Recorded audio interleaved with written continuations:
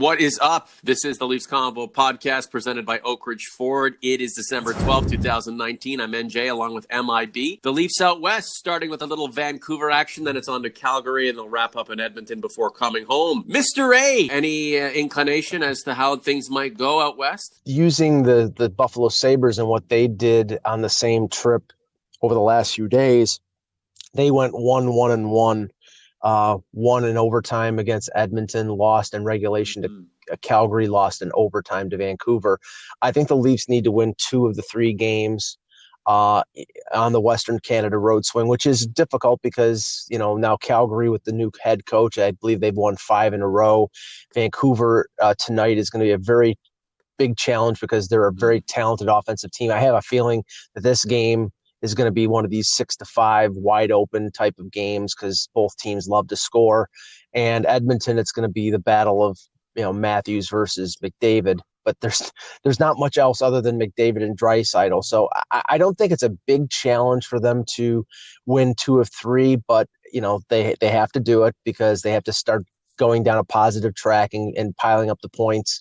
And they're 5-3 under Keefe. I think you've seen some signs of progress, and that game against St. Louis was definitely a point in the right direction. Do you think being on the road helps this team bond and play better in kind? Well, I think normally that's the case. I mean, they've always said that the teams. I mean, and I have not been particularly impressed with the Leafs play at home this year. I mean, they've had their moments, but I don't know if it's the pressure, it's the expectation, or what it is. They seem to, at least I think, have played their better games overall on the road. Their record isn't that great on the road, but I think that when they've played well, it seems to have been away from the Scotiabank Arena. So, I mean, their schedule, it was heavily home based early on. Now they've had that long 6-game road trip, in the middle of which Babcock was fired.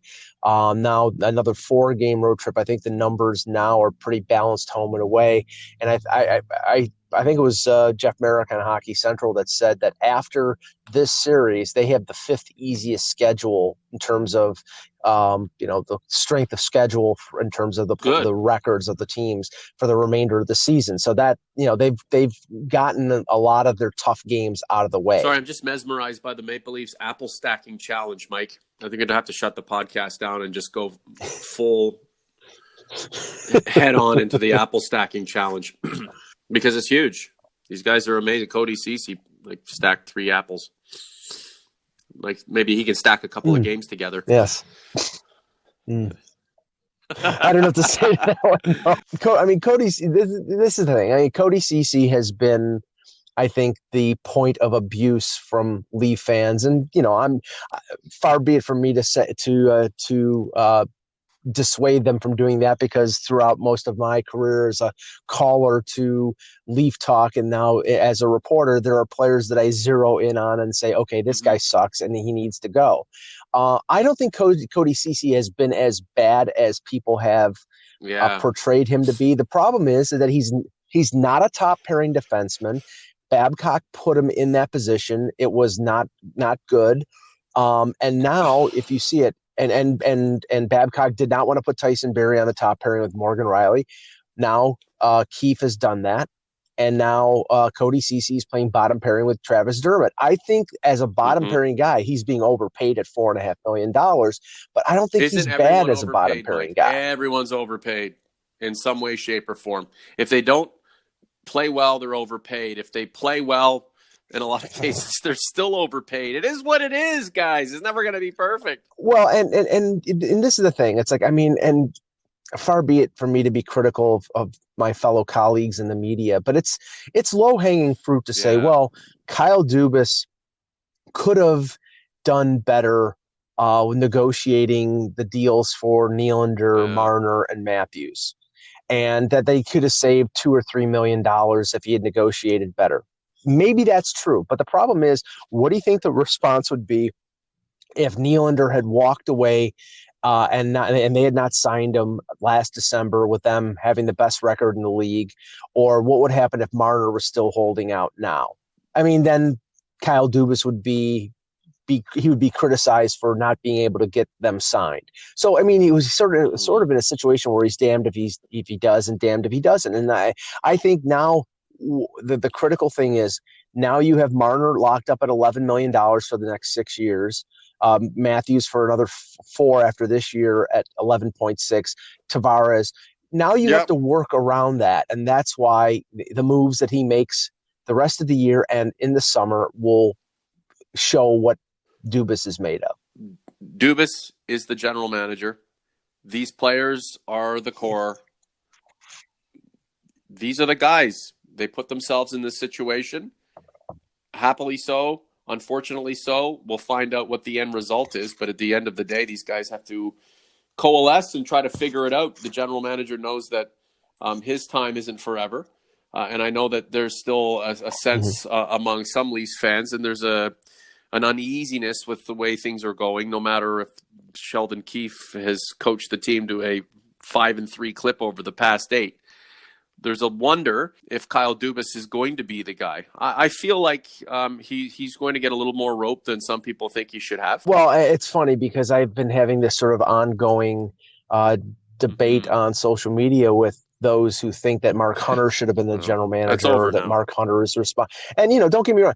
Well, it's over now, but the thing is and I have all the respect in the world for Mark Hunter and his talent evaluation, but it's like Dubas had absolutely nothing to do with the team before he took over as general manager. I know that to not be true. Like, he was, before Lou Lamoriello came in, he was the guy who was making the trade. So all the trades that were made, including the Kessel deal, including the trade downs that they got extra picks to get Travis Dermott, to get Jeremy Bracco, all those deals in the 2015, Hunter was responsible for picking the players, but getting extra picks.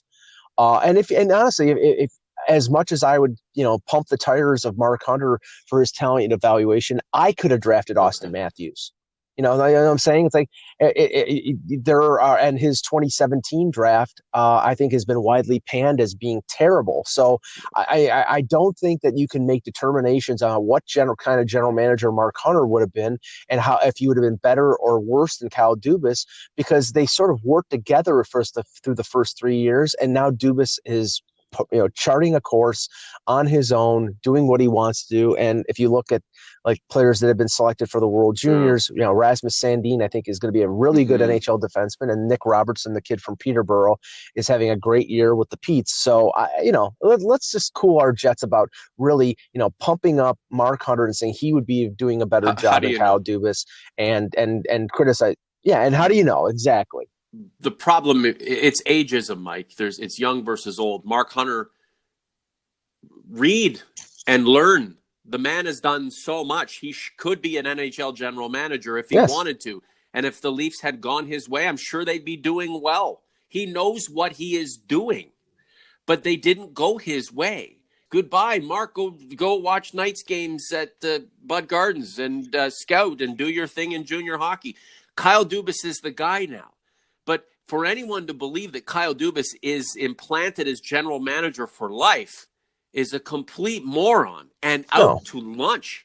This guy could lose his job at the end of the season. It could lose his job at the end of next season if this team doesn't perform. Robert James, is Dubas' job secure whether or not the Leafs make the playoffs? What about Shanny? Mike, we can't forget about Brendan Shanahan here. And there's going to come a time when the board says to Shanny, hey, where are our cups? This is about results, and we're still seeing where the results on how they unfold and where they end up. Well, take it into consideration that I was one who was saying that Mike Babcock was going to get the full year. So if you want to use that as a gauge of how accurate I am, then go ahead. I can't. But let's just say this. Brendan Shanahan just signed a new contract. Brendan Shanahan is going nowhere. That means I think he's going to be here for another at least 3 or 4 years. Kyle Dubas has been a general manager for just over a year. I don't think he's going anywhere for at least another 2 years. So, and everything is based obviously on success. If they have a retraction this year, that I mean, that will be a mark against Dubas and the direction he's going, and he may have to Sure. alter his view of what this team is.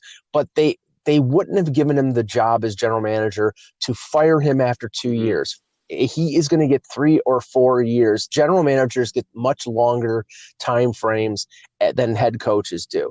And now he finally has, remember, Sheldon Keefe was his first hire. He assumed Mike Babcock. So we will see what his team does with Sheldon Keefe at the helm. And I mean, right now, I think, 5-3, you project that over 82 games, they make the playoffs. So we'll see what happens. But he's not going I anywhere. asked on the YouTube community platform, what do the Blues have that you wish the Leafs had? Brandon Foster, besides a cup ring, ? Severino Cudicillo. Biddington as Toronto's backup goaltender. 5x3, a backup goalie. That's it. Minecraft Dad and Son. Soul? ? Steve Hardman. Guts, intensity, hustle, work ethic. Players who want to play defensively.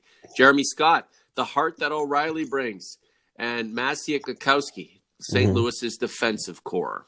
Yeah, it's tough to argue against a lot of those traits. I would say the ones that they have that I think Toronto should be envious of is a defense anchored by Alex Pietrangelo, Colton Parayko. Now they add Justin Falk. They have forwards who can play two-way. They have some guys who are one-way forwards like David Perron. He's not exactly a wizard in the defensive zone, but they do have sandpaper guys like Sammy Blais and Braden Shen will play a tough game. I mean, they got hot at the right time. They were a really great team the second half of the year. They have some players, and they have a good backup goaltender in Jake Allen who lost his starting job to Binnington, but they're paying him $4.3 million. So, it's a difference between him making over $4 and Michael Hutchinson making $800,000. When you spend money on your core players, you don't have the extra cap room to spend on a backup goaltender. So, you look at St. Louis, and of course, Leaf fans are going to look at St. Louis and say they won a cup, so we should model our team after them. Well, the Leafs are a different type of team. They are a team based on skill.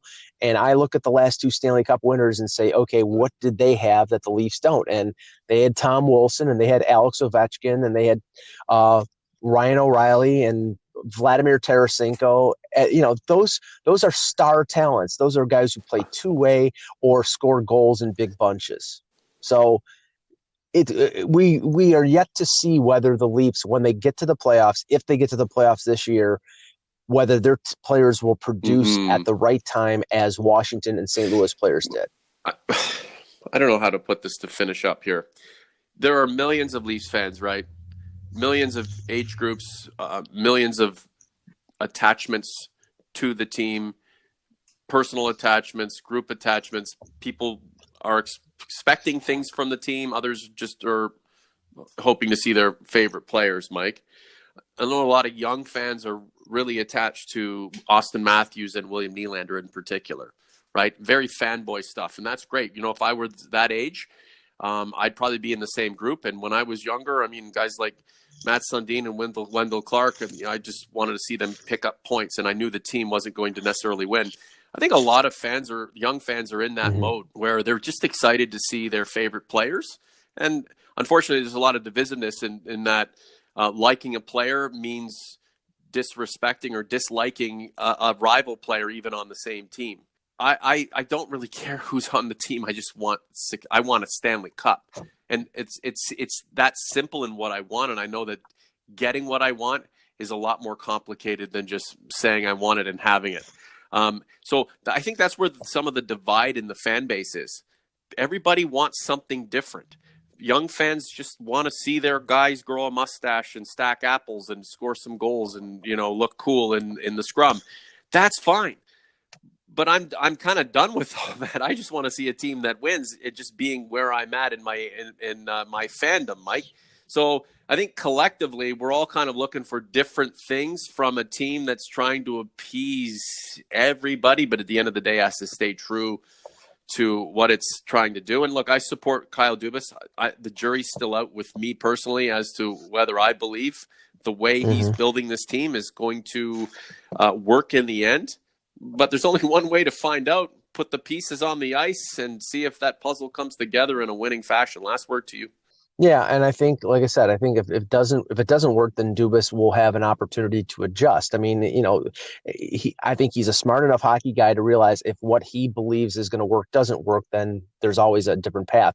I just think one thing about what we are seeing under Sheldon Keefe, the last couple games, you've seen a change in philosophy in the sense that now Nick Shore is gone from the fourth line. He's picked up on waivers by Winnipeg.